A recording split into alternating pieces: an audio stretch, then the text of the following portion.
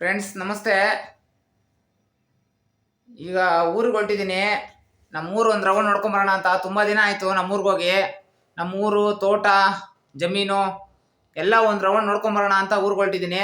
ಬನ್ನಿ, ನಮ್ಮೂರು ಎಷ್ಟು ಚೆನ್ನಾಗಿದೆ, ನಮ್ಮ ಜಮೀನು ಎಷ್ಟು ಚೆನ್ನಾಗಿದೆ ಅಂತ ಒಂದ್ಸಲಿ ಒಂದು ರೌಂಡ್ ಹೋಗಿ ಬಂದ್ಬಿಡೋಣ.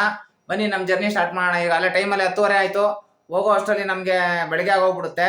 ಇಲ್ಲಿಂದ 200 ಕಿಲೋಮೀಟ್ರು ಅಷ್ಟೇ. ಆದರೂ ಬಸ್ ಹಿಡ್ಕೊಂಡು ಬಸ್ಸಲ್ಲಿ ಹೋಗೋ ಅಷ್ಟರಲ್ಲಿ ಬೆಳಗ್ಗೆ ಆಗ್ಬಿಡುತ್ತೆ. ಬನ್ನಿ, ನಮ್ಮ ಜರ್ನಿ ಸ್ಟಾರ್ಟ್ ಮಾಡೋಣ. ನಮ್ಮ ಹೊಸ ಸ್ಟ್ಯಾಂಡಲ್ಲಿ ತುಂಬ ಹೊತ್ತಾಗೋಯ್ತು ಬಸ್ ಸಿಗೋದು. ಆಮೇಲೆ BMTC ಬಸ್ ಬಂತು. ಬಸ್ ಹತ್ಕೊಂಡು ಮೆಜೆಸ್ಟಿಕ್ಗೆ ಹೊರಟೆ ನಾನು. ಇವಾಗ ಮೆಜೆಸ್ಟಿಕ್ ರೀಚ್ ಆಗೋ ಅಷ್ಟರಲ್ಲಿ 12:30 ಆಗಿತ್ತು. ಬಸ್ ಏನೋ ರೆಡಿ ಇತ್ತು, ಆದರೆ ನಾನು ಇವಾಗ ಬಸ್ ಹತ್ಕೊಂಡು ಹೋಗ್ಬಿಟ್ರೆ ಮತ್ತು ಅಲ್ಲಿ ಬಸ್ ಸಿಗೋದಿಲ್ಲ ಅಂದ್ಬಿಟ್ಟು ಸ್ವಲ್ಪ ಲೇಟಾಗಿ ಹೋಗೋಣ ಅಂತ 1:15 ಬಸ್ ಕತ್ತದೆ. ಹಂಗಾದ್ರೂ ಅವ್ರು ತೊಗೊಂಡೋಗಿ ಉಳಿಯಾರಲ್ಲಿ 4:15ಗೆ ನಿಲ್ಲಿಸ್ಬಿಟ್ರು. ಮತ್ತು ಇವಾಗ 6 ಗಂಟೆವರೆಗೂ ಇಲ್ಲೇ ಬಸ್ ಸ್ಟ್ಯಾಂಡಲ್ಲೇ ವೆಯ್ಟ್ ಮಾಡಬೇಕು ನಾನು. ಬಸ್ ಸಿಗಲ್ಲ ಇಲ್ಲಿ ಇವಾಗ. ಮತ್ತು ಇವಾಗ ಯಾವ ಬಸ್ ಬರುತ್ತೆ ನೋಡೋಣ. 5:15ಗೆ ಒಂದು ಬಸ್ ಇದೆ ಅಂತ ಹೇಳಿದ್ದಾರೆ. ಅಲ್ಲಿವರೆಗೂ ಇಲ್ಲೇ ಕಾಯಬೇಕು. ಯಾರೂ ಇಲ್ಲ, ಜನ ನಾನು ಒಬ್ಬನೇ ಇದ್ದೀನಿ. ಅಂತೂ ಇಂತೂ ಒಂದು ಬಸ್ ಬಂತು. 5:15 ಆಗಿತ್ತು. 5:15ಗೆ ಒಂದು ಬಸ್ ಬಂತು. ಹತ್ಕೊಂಡು ಅಲ್ಲಿಂದ ಅರನಹಳ್ಳಿ ಗೇಟ್ಗೆ ಹೋಗ್ತೀನಿ ನಾನು. ಅರನಹಳ್ಳಿ ಗೇಟಿಂದ ಮತ್ತೆ ನಾನು ಇನ್ನೊಂದು ಬಸ್ ಹಿಡಿಬೇಕು. ಬಸ್ ಅಲ್ಲಿ ಸಿಗೋದಿಲ್ಲ ಜಾಸ್ತಿ, ಯಾಕಂದ್ರೆ ನಾನು ಬೇರೆ ರೂಟಲ್ಲಿ ಬಂದರೆ ನನಗೆ ಡೈರೆಕ್ಟ್ ಬಸ್ ಇದೆ. ಬಟ್ ನಾನು ನೈಟ್ ಜರ್ನಿ ಮಾಡ್ತಾ ಇರೋದ್ರಿಂದ ಡೈರೆಕ್ಟ್ ಬಸ್ ಇಲ್ಲ. ಅದರಿಂದಾಗಿ ಈ ರೂಟಲ್ಲಿ ಬರ್ತಾಯಿದ್ದೀನಿ ನಾನು ಇವಾಗ.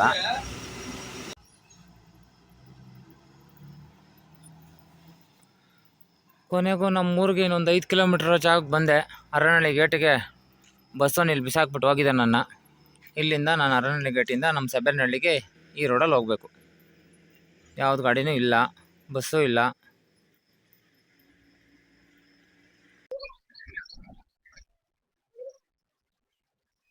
ಸೌಂಡ್ ಕೇಳಿಸ್ಕೊಳ್ಳಿ, ಹೆಂಗಿದೆ ಸೌಂಡ್ ಅಂತ ಪಕ್ಷಿಗಳ್ದು.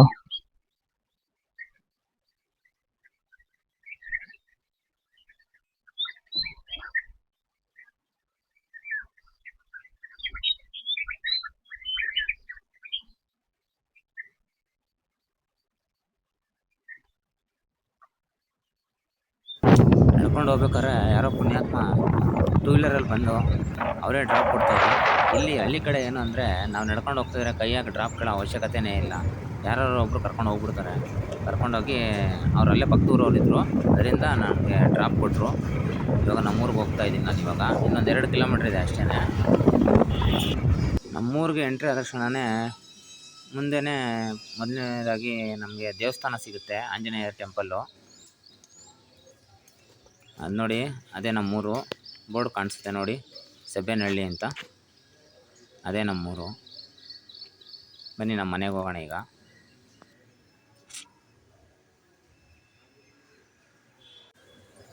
ಇದೇ ನಮ್ಮ ಮನೆ.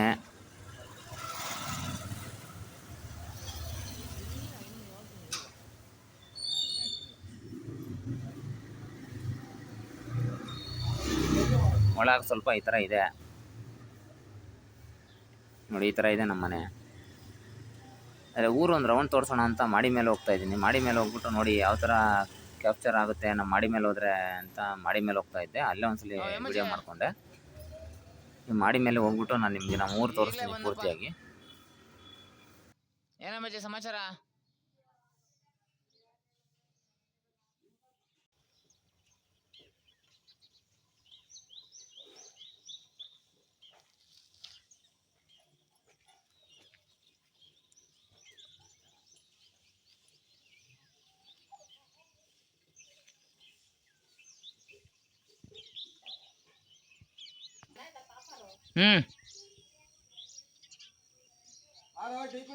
ಬಂದಪ್ಪ.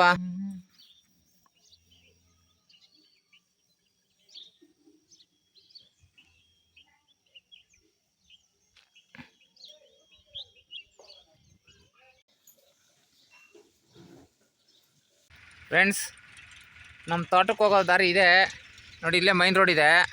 ಆ ಮೈನ್ ರೋಡಿಂದ ಇಲ್ಲಿ ಫಾರೆಸ್ಟ್ ಒಳಗಡೆ ಹೋಗಬೇಕು. ಇಲ್ಲಿಂದ ಫಾರೆಸ್ಟ್ ಒಳಗಡೆ 3 ಕಿಲೋಮೀಟ್ರ್ ಹೋಗಬೇಕು.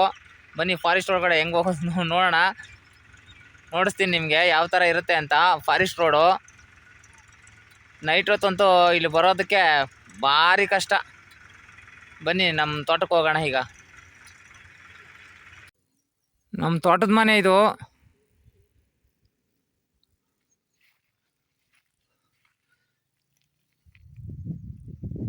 ಪಕ್ಕದಲ್ಲೇ ಒಳ್ಳೆ ಬೆಟ್ಟ, ಅದರ ತೋಟ ಮಾತ್ರ ಫುಲ್ ಎಲ್ಲ ಒಣಗೋಗಿದೆ, ಮಳೆ ಇಲ್ಲ. ಆದರೆ ಇವತ್ತಿಂದ ನಾನು ಸಂಡೇ ಬಂದ್ಬಿಟ್ಟು ಈ ತೋಟನ ರೆಡಿ ಮಾಡೋವರೆಗೂ ಬಿಡೋದಿಲ್ಲ.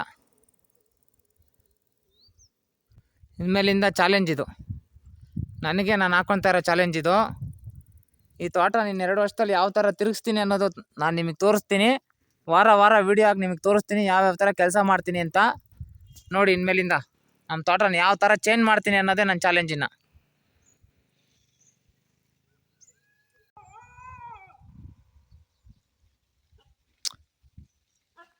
ತೆಂಗಿನ ಮರ ಭಾರಿ ಅಧ್ವಾನ ಆಗ್ಬಿಟ್ಟಿದೆ. ಇದನ್ನೆಲ್ಲ ಮತ್ತೆ ಮೊದಲಿನ ಪೊಸಿಷನ್ಗೆ ಯಾವ ಥರ ತಗೊಬರ್ಬೇಕು ಅಂತಲೇ ಗೊತ್ತಾಗ್ತಾ ಇಲ್ಲ.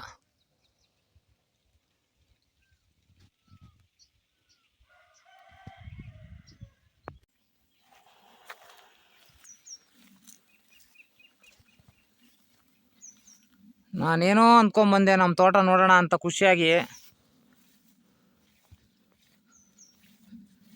ಖುಷಿ ಅನ್ನೋದೇ ಇಳ್ದಂಗೆ ಹೋಗ್ಬಿಡ್ತು ತೋಟ ನೋಡಿ.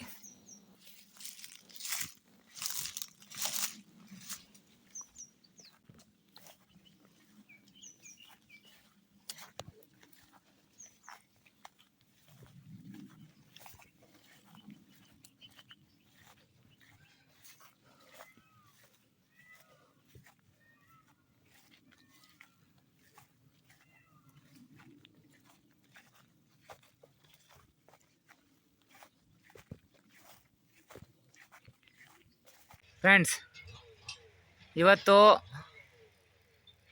ನನಗೆ 6 ಗಂಟೆವರೆಗೂ ಟೈಮ್ ಇದೆ. 6 ಗಂಟೆ ಒಳಗಡೆ ಕೆಲಸ ಇವಾಗಿಂದನೇ ಸ್ಟಾರ್ಟ್ ಮಾಡೋಣ. ಈ ಪಟ್ಟೆಗೆ ಮುಂದೆ ಇವತ್ತು ಡ್ರಿಪ್ ರೆಡಿ ಮಾಡಿಬಿಟ್ಟು ನೀರು ಬಿಟ್ಬಿಡೋಣ.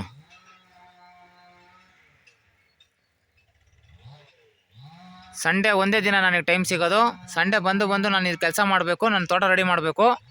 ಇವತ್ತು ಈ ಪಟ್ಟೆ ನಾನು ರೆಡಿ ಮಾಡೇ ಹೋಗೋದು. 2 ಗಂಟೆ ಕರೆಂಟ್ ಇದೆ. 2 ಗಂಟೆ ಒಳಗಡೆ ಇದನ್ನು ರೆಡಿ ಮಾಡಲೇಬೇಕು.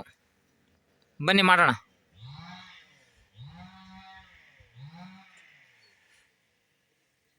ಫ್ರೆಂಡ್ಸ್, ಈ ಕೆಲಸ ಎಲ್ಲ ಮಾಡಿ ತುಂಬ ದಿನ ಆಯಿತು, ಸುಸ್ತಾಗ್ಬಿಡ್ತು. ಇದಕ್ಕೊಂದು ಸ್ವಲ್ಪ ಡ್ರಿಪ್ ಬಳ್ಳಿ ಎಳೆಯೋಣ ಅಂತ ರೆಡಿ ಮಾಡ್ಕೊತಾ ಇದ್ದೀನಿ.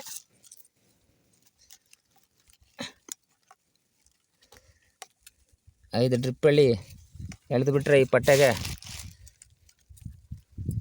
ಮತ್ತು ನಾವು ನೀರು ಬಿಡೋ ಅವಶ್ಯಕತೆ ಇರಲ್ಲ. ಅದ್ರ ಪಾಡ್ಗೆ ಅದು ನೀರು ಹೋಗ್ತಾ ಇರುತ್ತೆ. ಅದಕ್ಕೆ ಈ ಥರ ಮಾಡ್ತಾಯಿದ್ದೀನಿ.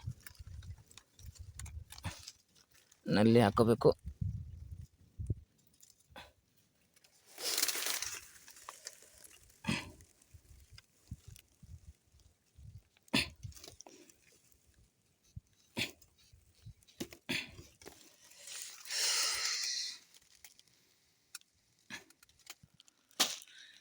ಈ ಥರ ನಲ್ಲಿ ರೆಡಿ ಮಾಡ್ಕೊಂಡಿದ್ದೀನಿ. ಇದಕ್ಕೆ ಡ್ರಿಪ್ ಎಳೆದುಬಿಟ್ರೆ ಈ ಪಟ್ಟೆಗೆ ಫುಲ್ ನೀರು ಹೋಗುತ್ತೀನ. ನೋಡಿ, ಎಲ್ಲ ಒಣಗೋಗ್ಬಿಟ್ಟಿದೆ. ಡ್ರಿಪ್ ಇಲ್ದಿರ ನೀರು ಸರಿಯಾಗಿ ಬಿಡ್ತೀರಾ, ಎಲ್ಲ ಒಣಗೋಗ್ಬಿಟ್ಟಿದೆ. ಅದಕ್ಕೆ ಡ್ರಿಪ್ ಹಾಕ್ಬಿಟ್ಟು ಈಗ 2 ಗಂಟೆ ಕರೆಂಟ್ ಬರುತ್ತೆ. ಅಷ್ಟರೊಳಗೆ ಇದಕ್ಕೆಲ್ಲ ಡ್ರಿಪ್ ರೆಡಿ ಮಾಡಿಬಿಟ್ಟು ಸ್ವಲ್ಪ ನೀರು ಬಿಟ್ಬಿಡ್ಬೇಕು. ಇಲ್ಲೆಲ್ಲ ಸ್ವಲ್ಪ ಮೊಳಕೆ ಸಸಿಗಳಿದ್ದಾವೆ. ಆ ಮೊಳಕೆ ಸಸಿಗಳಿಗೆಲ್ಲ ಸ್ವಲ್ಪ ನೀರು ಬಿಟ್ಬಿಟ್ರೆ ಅವು ಚೆನ್ನಾಗಿರ್ತವೆ. ಅದನ್ನು ಕಿತ್ತುಬಿಟ್ಟು ಬೇರೆ ಕಡೆ ಹಾಕ್ಬೇಕು ಇವಾಗ. ಅದಕ್ಕೆ ಸ್ವಲ್ಪ ನೀರು ಬಿಡೋಣ ಅಂತ ಫುಲ್ಲು ಎಲ್ಲ ನೆನೆಸ್ತಾ ಇದ್ದೀನಿ. ಇವಾಗ ಒಂದ್ಸಲಿ ನೆನೆಸಿದ್ರೆ ಸಾಕು, ಒಂದು ವಾರ ತಡೀತವೆ. 1 ವಾರ ಗಂಟ ನೀರು ಬಿಡೋ ಅವಶ್ಯಕತೆ ಏನಿರೋದಿಲ್ಲ. ಚೆನ್ನಾಗಿ ನೆನೆಸ್ಬಿಟ್ರೆ ಸಾಕು. ನೋಡಿ ಯಾವ ಥರ ನೀರು ಬಿಡ್ತಾಯಿದ್ದೀನಿ. ಎಲ್ಲ ಚೆನ್ನಾಗಿ ನೆನೆ ಥರನೇ ನೀರು ಬಿಟ್ಟಿದ್ದೀನಿ. ಈ ಗಿಡ ಎಲ್ಲ ನಾನು ಮೊಳಕೆ ಬೇರೆ ಕಡೆಯಿಂದ ತೆಂಗಿನಕಾಯಿ ತೊಗೊಂಬಂದು ಸಸಿ ಮಾಡಿರೋದು. ತುಂಬ ಚೆನ್ನಾಗಿ ಬಂದಿದೆ. ಬಟ್ ಅದನ್ನು ಬೇರೆ ಕಡೆಗೆ ಶಿಫ್ಟ್ ಮಾಡಬೇಕು, ಜಮೀನಿಗೆಲ್ಲ ಹಾಕಬೇಕು ತೆಗೆದುಬಿಟ್ಟು.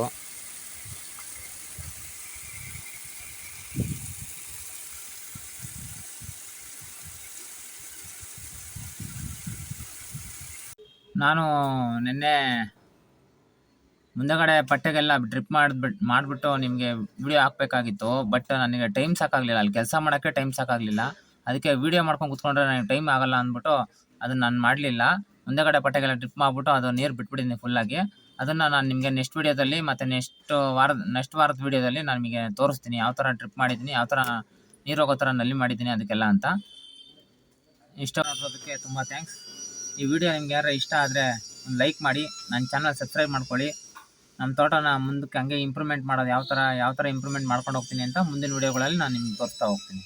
Thank you friends.